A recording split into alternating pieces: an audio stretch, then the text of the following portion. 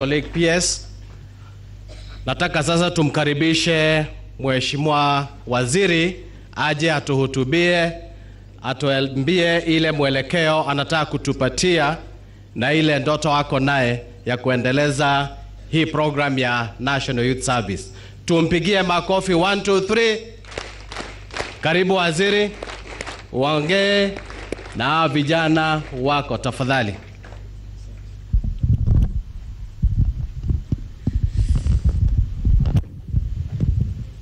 Principal Secretary for Public Service Tuketi, asante sana.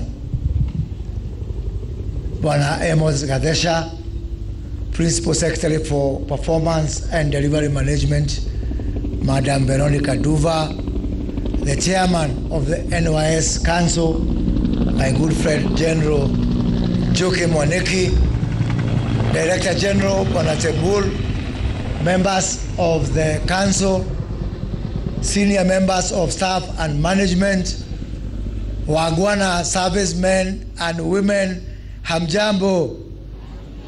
Hamjambo tena. Ni furaha yangu leo kuwa hapa na nyinyi. Ni siku 19 peke yake tangu rais wetu anitunuku hii heshima ya kipekee ya kuwa waziri wa huduma ya umma, public service, mambo ya utendakazi na mambo ya kuhakikisha ya kwamba sisi kama serikali tunatenda ile ambao ni wajibu yetu kulingana na ile mamlaka ambao nyinyi kama wananchi wa Kenya mlitupea. Na katika hiyo kazi yangu niko na majukumu mawili ya muhimu. Ya kwanza ni kuhakikisha ya kwamba wafanyakazi wote ambao maslahi yao, mshahara yao, matakwa yao yanagharimiwa na mtu ambaye analipa ushuru katika taifa letu la Kenya, anawajibika na ako na kiwango cha utendakazi kama vile ambao wananchi wetu wanatutegemea.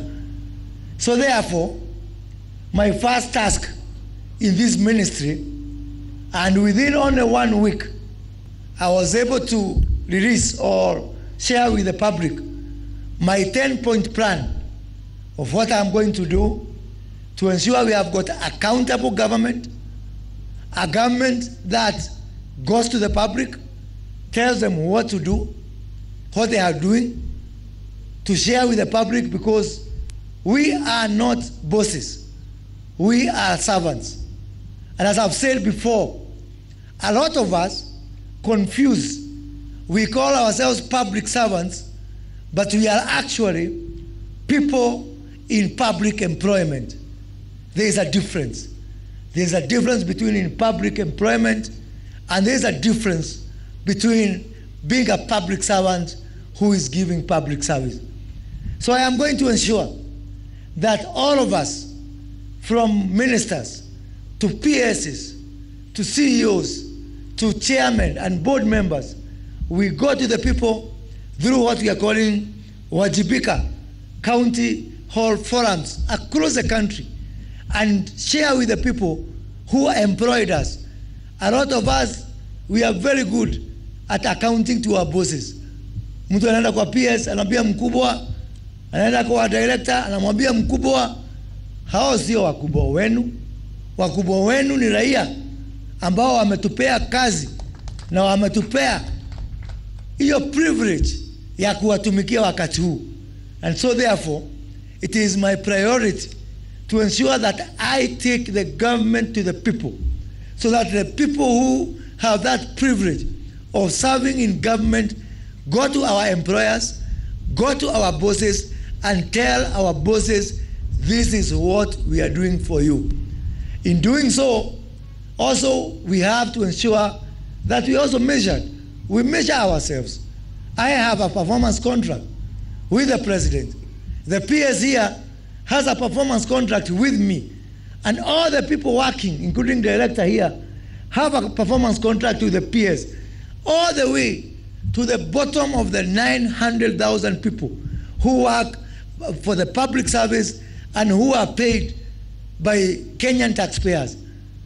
Ladies and gentlemen, today, 900,000 Kenyans, they are the ones who are responsible for what we call the expenditure by government, the recurrent expenditure.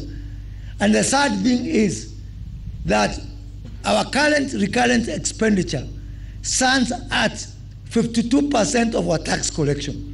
So 52% of our taxes is consumed by these wadosi here, 900,000 of them. Taxes paid by 54 million Kenyans.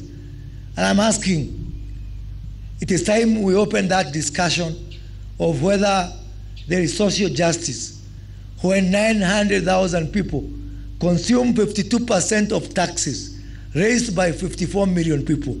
We owe those people a debt of gratitude, but how to pay that debt is by ensuring that we subscribe to the highest levels of performance, commit ourselves to deliver on time, to deliver on cost, and to deliver qualitatively, because that is the least that Kenyans expect of us. It is not a favor that we are doing to Kenyans. It is Kenyans who have done us that favor and that privilege to serve them at this particular time. But also, as people in government, we are very good in measuring ourselves. Oh, if you ask us, we are very good. We always score A. Wengine wanasema wako na A+ in their performance. But what I am going to do also, I am going to give Kenyans a chance to say what they think of us. Because it's not just what we think of ourselves. So through our Pasha platform, which we are going to roll out, to give every Kenyan, to give a, if you are denied a service, you have applied to Kenya Power to be connected, to get a meter, you are waiting for 6 months, you go online, you can choose to reveal yourself or to do it anonymously, but that report will come, it will be logged in by Kenyans, and it will be analyzed to see ni nani amechukua hongo pale kwa barabara. Sasa mtu anaenda pale, utajikuta tu my friend, namba yako wewe askari imeandikwa pale na raia. Wewe ambaye ni county government, watu wanakuja kwako for approvals, unafikiria serikali ni yako, unasahau kwamba ni wananchi wamekupatia ruhusa. These wananchi, I'll give them a chance to come and report. And you know what? I am going to have a very huge back office and call center to analyze those complaints. And guess where that call center and back office is going to be? It's going to be right here at the NYS. So wale ambao wamezoea kulegalega, mimi asubuhi nitakuwa nakuja hapa kila asubuhi, naambiwa wizara ya mashamba, hapo ndio wananchi wanalalamika. Idara ya polisi, hapo ndio wananchi wanalalamika. Pale Kenya Power, hapo kuna jana kulikuwa na malalamiko 20, na nyinyi servicemen and women are going the same way. You are working there at Vigilance House to ensure that you serve Kenyans. Hii kazi ya kufuatilia malalamiko ya Wakenya, mtaweza ama hamtaweza? Mtaweza ama hamtaweza? Kama mmeweza ile nimeona hapa ati nyinyi ndio mnashika bunduki from that call center hapo Vigilance House. Hii ya kushika hawa na lega, mimi najua hiyo kazi mtafanya. And with the same vein, we are going to ensure that we have got an efficient, productive, and accountable public service. We are going to relook at all the processes within government. We are going to review our state corporations and to ensure that they stop becoming a burden to all Kenyans. We are going to expand and review and improve on our Huduma Center to ensure that we have got a network of a minimum 1,000 Huduma Centers, each of them employing 4 to 5 people, all of them from the NYS, to ensure that we take our service to the farthest point of this country, to the bottom of the pyramid, and to ensure that we give the service to mwananchi that they truly deserve. Now wengine, I look forward to some of you graduating from here. Tuko na shule yetu hapa, Kenya School of Government, which is under the PS Public Service here, and PS Public Service. I really want to request you to work with the Director General of NYS to ensure that we have people who are living here to actually do diplomas and degrees at the Kenya School of Government, so that it becomes a graduation point for those people who are living here, so that they can also have a chance to graduate and work in government. We have a workforce that is nearing aging. A lot of senior cadres in government now, watu kama unaona watu wako na miaka 57, 58, 59, and as they retire, and I wish them blissful retirement, hawa vijana ndio watachukua nafasi zao. Nimeona hapa hawa vijana wetu ambao wanafanya kazi kule kwa airport, hata tumewaweka baridi, hata wameambiwa waombe kazi, wanaanza kutetemeka. Sio makosa yao, ni makosa yetu, kwa sababu tumeweka hawa vijana baridi. Now they have stopped believing that it is possible. But you have seen the case of Anthony here, a man who today is self-employed, who passed through this service. You can do it. And I want to tell you something. I was part of this NYS when during 2015 we created the new vision under the first Jubilee government. Na ijapokuwa mambo ilienda mrama, hiyo ndoto, it was a sound dream. And as a part of those people who created that dream, mimi niko hapa kama bazuu sasa kuensure ya kwamba tunarudisha hii NYS katika ile ndoto tulikuwa nayo 2015. Hii NYS imeniletea kisirani. Hii NYS imeniletea shida. Unajua nyinyi, hata hii gwaride nimekuagua hapa, ile nimekagua, nimeona ni spade, ni ile instrument mnatumia kufanya kazi. Siku moja nilikuwa mbunge huko kwetu Gatundu, tukaenda na hii vifaa yenu. Sasa mimi nikaambiwa ati mimi niko na militia. Sasa mimi nikapelekwa kotini, ili nichukua miaka 4 kwa hiyo kumaliza hiyo kesi pale kotini juu ya NYS. Sasa wale walinishika, mimi niko hapa na media bazoo. So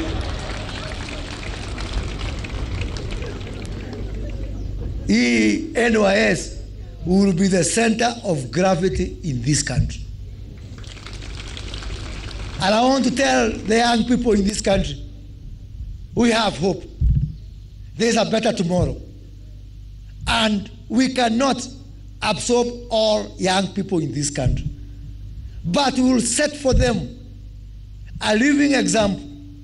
We will raise a bar and show that there can be hope. Vile Biblia inasema kazi ni mingi, wafanyikazi wako wapi? Ndio wako wachache. Na mimi leo niko hapa kuanza ukurasa mpya ya kuhakikisha ya kwamba hii idara ya NYS, ukiamuka asubuhi kama ni Mkenya, ile inakukuta kwa breakfast ni NYS, mchana ni NYS, lunch time ni NYS, afternoon ni NYS, dinner ni NYS. Ukianza kuota ndoto ya kwanza ni NYS. Director General ametuambia juu ya zile nguzo 4 mko nayo. Na hiyo nguzo ya kwanza, the first pillar, the pillar of paramilitary training. Because we have to produce men and women who are fit for purpose for the journey that we want to take this country forward. That journey will come from discipline. We cannot build a country of indisciplined people. And the NYS is going to be a central pillar of that discipline. Let me say this. once we put the discipline in place, we also have to ensure that there is order, because discipline is useless without order. And that is why we have something we call regimentation, that other than giving paramilitary service, we are also going to ensure, and we are already doing that, we organize you into your regiments, into your squadrons, all the formations that we have. Why we have that regimentation is because what we have shown is if you walk alone, you can walk very fast. But if you walk with others, you can walk very far.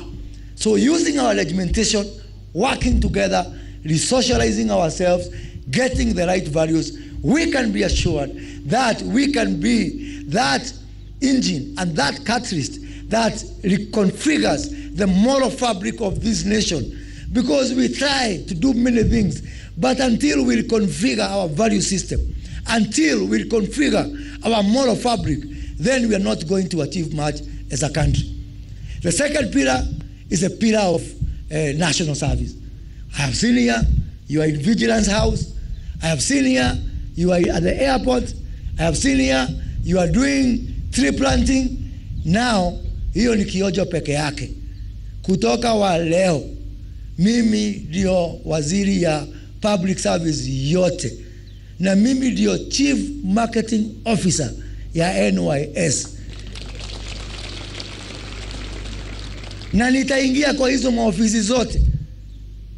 Kabla uchukue guard wa kuchunga hiyo building kutoka kwa kampuni private, kwanza ukuja hapa NYS. Nikikuja hapa, nikienda kwa wizara ya environment, nikute watu ambao sio wa NYS, mimi kwanza simu ya kwanza napigia huyu DG. Namuuliza DG, huyu waziri Soipan amekuuliza vijana wa kuhudumu pale kwa environment? Kaniambia hapana. Mimi naingia kwa rais, hiyo ni kesi, halafu nakuja kwa raia, mimi nawaambia hapa kuna watu ambao hatuko kwa mwelekeo moja wa kuokoa vijana wetu kutoka kwa ile janga ya ukosefu wa ajira, ya ukosefu wa matumaini, na tumewanyima vijana wetu nafasi ya kuanza ile jamhuri mpya ambao tunataka kujenga. So I am going to work very hard with you and for you to ensure that we expand this national service to be in all spheres, in our security, in our environment, in our agriculture, everywhere that the government of Kenya requires manpower, it must start with NYS. But for us to do that, we have to be sustainable. And that's why for me, this pillar of commercialization, the pillar of enterprise development. Sasa, hiyo huduma yote mnafanya, hawa wadosi wakichukua watu kutoka huko nje, hao wanalipa. Hakuna mtu anapewa hiyo huduma bure, wanalipa. Vile vile wanalipa kwa private companies huko, lazima kwanza walipe ya NYS. Na walipe vizuri na sawa sawa. Na mimi ndio debt collector yako Bwana Temburu. Mtu akiregalega wewe unanijua. Mimi nitachapa wao kiboko. They must pay, and they must pay the right price so that this program can be sustainable. But not just service. We are working under the instruction of His Excellency the President to create a company to be known as NYS Enterprises that is going to compete with other companies to build roads, to build houses, to carry out agriculture, even to do mining.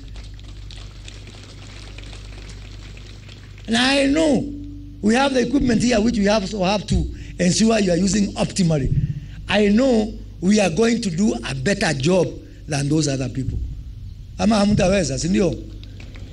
Na sio tu kwa serikali. Mimi naona nitaingia mpaka kwa private sector. Kuambia private sector, you will enjoy better value for money by working with the NYS. We can do a much better job.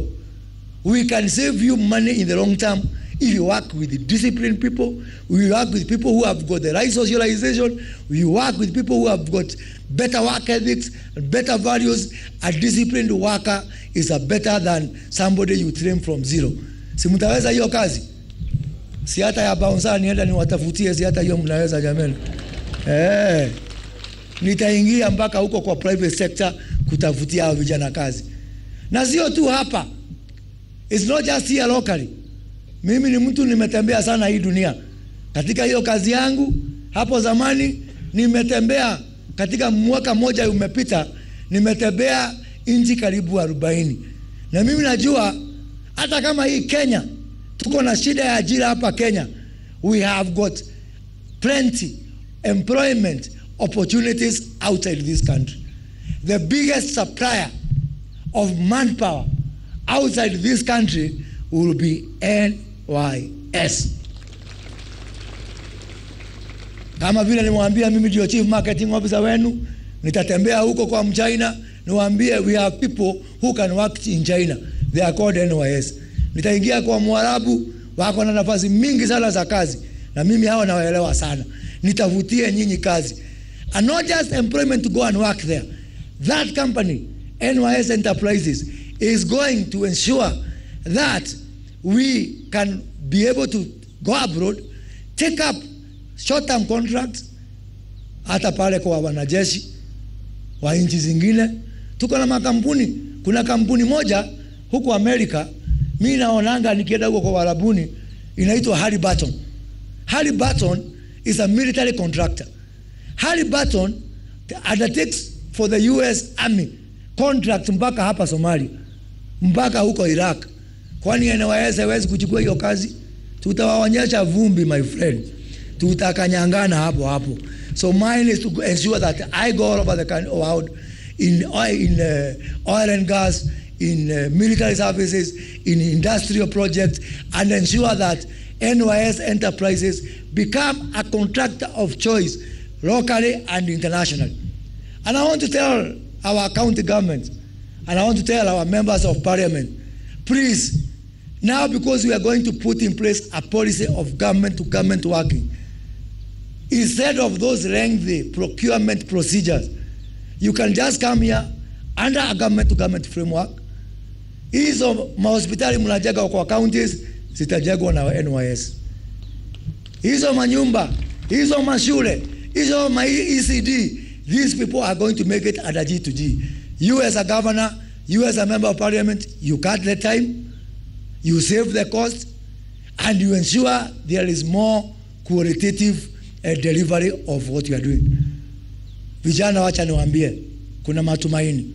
Na sio nyinyi peke yenu. Hata vile vijana wako nyumbani. Na mimi nataka kushukuru rais kwa kunipatia hii nafasi kutumikia vijana. Hawa vijana. Hii vijana nikiwatumikia, sio tu kama hii serikali yetu itapewa idhini mpya na mpiga kura.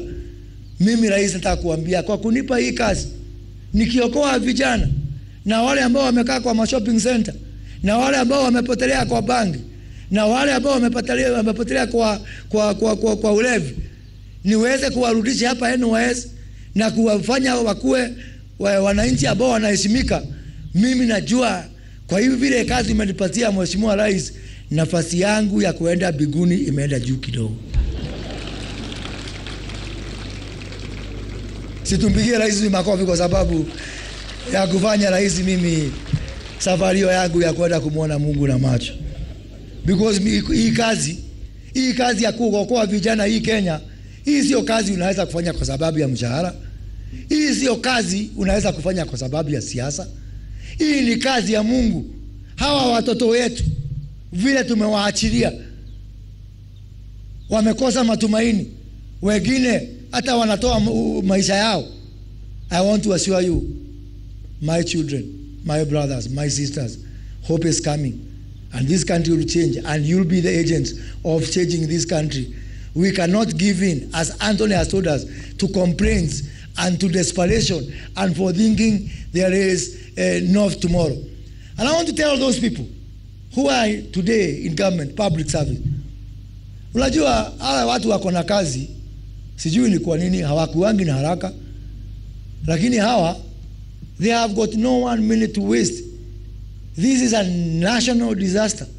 This is a national catastrophe. This is a national calamity.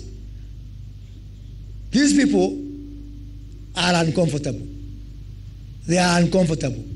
They have discomfort. They are afflicted. You people, you are comfortable.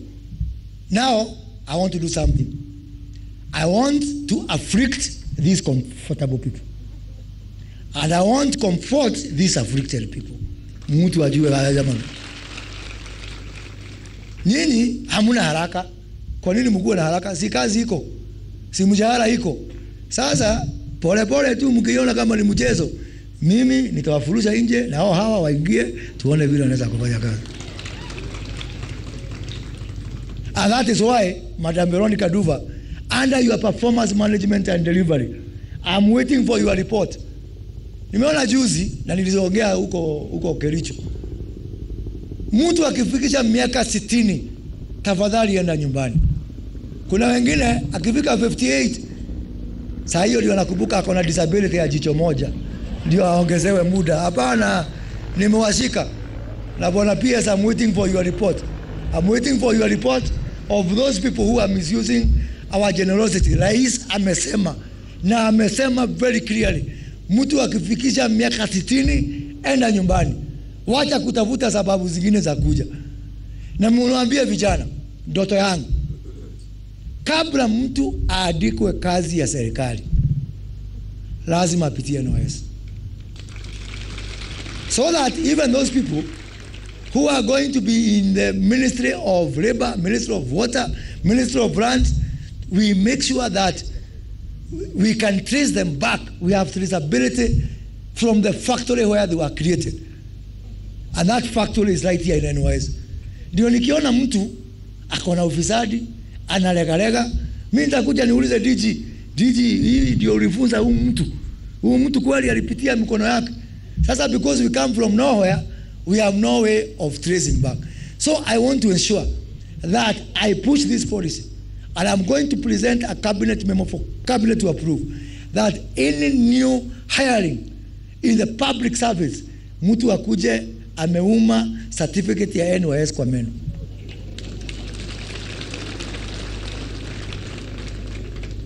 Vile vile, juzi mliona tulikuwa na recruitment ya jeshi.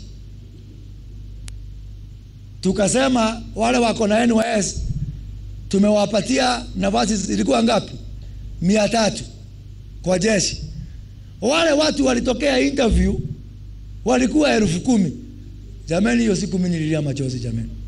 Kasema Mungu, kwa niaba ya wale wote ambao wanakudanganya tuko kazi na tunaachilia vijana wako, Mungu nisamehe na utufungulie hata kama ni kapengo kadogo tu kuingia ufalme yako, kwa sababu itakuwa ngumu. Tumekosea. When it takes 10,000 people to come for 300 jobs, we have a lot of work to do. Na mimi vijana, mimi nataka mfanye yenu. All I'm asking from you, please let us stop negativity. Let us avoid desperation. Hawa na wale wako kazi, they can afford kukaa kwa Twitter kila siku wakilia, because wako na mshahara. Nyinyi mnajiunga, hiyo time ya kulalamika hata utatoa wapi jameni? Survival, day to day survival is a full-time job for you. So you cannot join those other people on Twitter, wapi, on TikTok, mambo ni mbaya. Ni sawa, hiyo ni haki yao.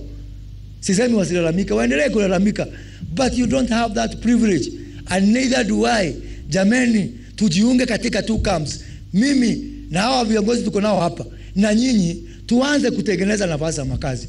Tutengeneze vijana nafasi za makazi. Wale ambao Mungu amewabariki na wako na kazi, waendelee hapo. Na nishukuru rais pia, kwa sababu siku 10 ilipita alituita na huyu PS na watu wengine na viongozi wetu wa usalama. Sababu ya ile ilitokea, I want to tell you the president was very depressed by that incident of 300 jobs and 10,000 people.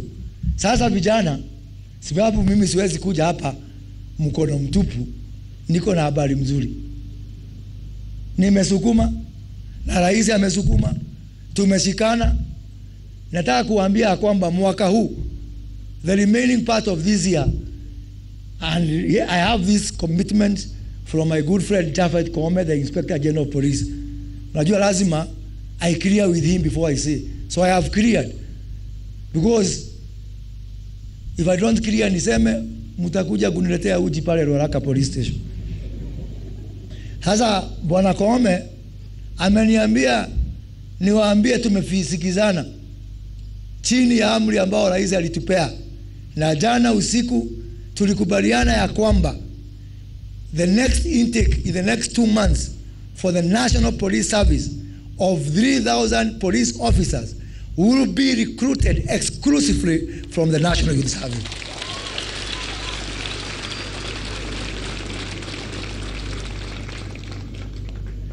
Vile vile kuna jamaa anaitwa Erastus Kanga pale kwa Kenya Wildlife Service. Mnajua wale watu wa askari wa nyama porini, na wamekubali ya kwamba within the next 1 month he is going to recruit 1,500 servicemen at KWS, and all of them will be recruited exclusively from the National Youth Service. Jamani, kazi iko ama haiko? Matumaini iko ama haiko? Na hiyo tu ni kiojo, hiyo ni kuanza. Hapo mbele kijana, kama uko nyumbani unangojea sijui kazi ya jeshi, kazi ya polisi, kazi ya rangers, kazi ya msitu, my friend, start making your way to Ruaraka. Start looking for the enrollment. Tuko na mpango ya kwamba hata hawa paramilitary mwaka huu ukifika January we are recruiting, ile recruitment nyingine tulifanya 10,000. Ikifika January we are recruiting 15,000. And I know before the end of the financial year in July tutafanya kazi na DG na PS tuongeze facility, hata kama ni kuweka tu hapo magonia hakuna shida, bora ni kazi tuweze ku recruit another 5,000, because in this year financial year 2023-2024 we are going to recruit 20,000 service men and service women. Mwaka ujao 40,000, mwaka ingine 60,000, mwaka ingine 80,000. By 2027 100,000 watakuwa katika hii service. Si hapo ni poa jamani? Si tuko sawa hapo? Na hiyo tu ni kazi ya servicemen.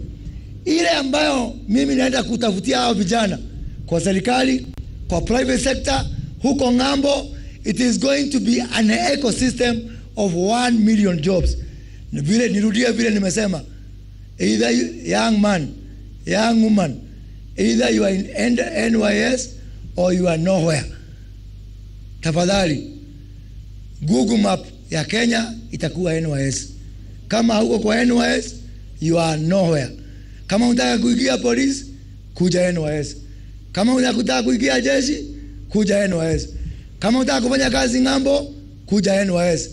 Kama unataka kunufaidika na ile pesa tunaita ya carbon credit ya climate change, that 50 million seedlings ambao rais ametupea, tumekubaliana na UDG, we must multiply it 4 times, and by June 30th 2024 we must provide this country with 200 million seedlings. Na hiyo 200 million seedlings, mimi hiyo maneno ya climate change mnaona rais akizunguka, mimi naielewa. I'll ensure that wale watu wanafanya pollution, hiyo pesa ya climate net zero kwanza ikuje hapa NYS, because we have something you can be able to show. So the biggest center for carbon trading in this country will be NYS, because what we are doing in terms of protecting the environment, in terms of the mitigation, is something we can be able to see. So mimi niko hapa kwanza kuwashukuru kwa sababu ya kunialika hapa, na mimi najisikia niko nyumbani kabisa, na niko hapa kuambia hii kazi tutanyorosha kabisa, kwa barabara, kwa ofisi, kwa ndege, kwa ng'ambo, wapi na wapi. The next person to you will be an NYS person. And because of that, even when you leave this service, you can be able to know that you will be able to get good skills. Na mimi nimshukuru Anthony. Wapi Anthony? Anthony yako wapi? Anthony amenifurahisha. Anthony amesema hakuna crime inaitwa kujaribu.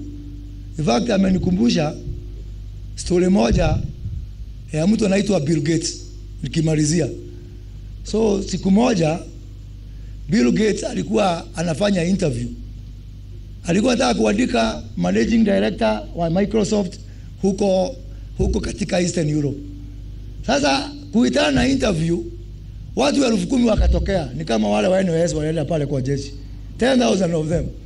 Sasa Bill Gates akashindwa, hawa watu nitawachuja namna gani? Akasema, kama uko hapa na haujawahi kuwa manager wa watu 5,000, enda. Sasa nusu ya watu 5,000 wakaenda, wakabaki watu 4,999 plus one guy alikuwa anaitwa Kamau. Kamau has never managed anybody, lakini akasema, anyway, what do I lose? Wacha nijaribu tu, kama huyu Anthony tu, wacha tu nijaribu bahati yake. So Bill Gates akafurahi, lakini akasema, bado 5,000 people ni wengi sana, how do I reduce them wakuwe wachache? Akasema, hii kazi kuna lugha moja inaitwa Kisalbia, na most of the people in that region wanaongea hiyo lugha. Akasema, kama huwezi kuongea hiyo lugha ya Salbia, hebu toka hapa, enda. And everybody akatoka, wakabaki tu watu 2, Kamau na mtu mmoja. Kamau hajui kuongea hiyo lugha, lakini akasema, anyway, what do I have to lose? Kama huyu tu Anthony hapa. Hasa Bill Gates walipoachwa 2, akafurahi sana, akasema, yani hawa watu wote wamekuja 10,000, ni nyinyi 2. Kwanza mko na ile experience bao mimi natafuta. Pili, hata ile lugha ya hii kazi mnaielewa. Sasa fanyeni hivi, ongeeni hiyo lugha ya Kisarabia mko 2.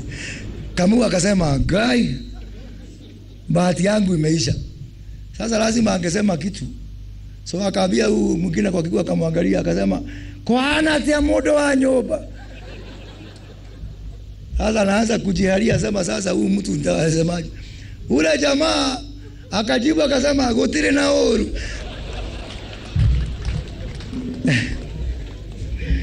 So hiyo spirit yako Anthony ya kujaribu ilipeleka Kamau mbali, na Kamau mpaka sasa hivi anafanya huko Eastern Europe kwa sababu ya kujiamini. Kwa hivyo vijana tujiamini. Vijana tujiamini. Na Mungu atakubariki. Hata I like what Anthony has said. Huyo mtu wa C ndio ataandika huyo mtu wa A. Na sisemi mtu asipate A, lakini hiyo bidii yako na hiyo C yako, jameni, utakuwa unaandika mtu wa A anasema kuja hapa, anakuja na kupigia saluti sababu ya kujiamini. Mjiamini, fanya kazi kwa bidii. Believe in the right things. I do my bit. Government does its bit. We have nothing but total and divided support and commitment from the President of the Republic of Kenya and the Commander-in-Chief of the Defense Forces that we must do whatever it takes to ensure that our young people become the drivers, become the owners that will drive this country forward. Mungu awabariki, Mungu awalinde. I will be a regular daily feature here tukifanya kazi pamoja. Asanteni sana. Naomba sote tuweze kusimama tafadhali wakati mgeni wetu wa heshima Mheshimiwa Waziri akisindikizwa na our PSs pamoja na the chairman of the council pamoja na DG kupanda mti wa kumbukumbu kwa ajili ya ziara yake. Niombe band tuweze kuchukua nafasi.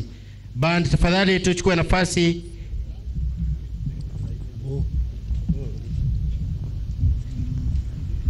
Basi baada ya Mheshimiwa Waziri kupanda mti pale, nitaomba all our principals, our CEOs pamoja na directors kuweza kuandamana pamoja na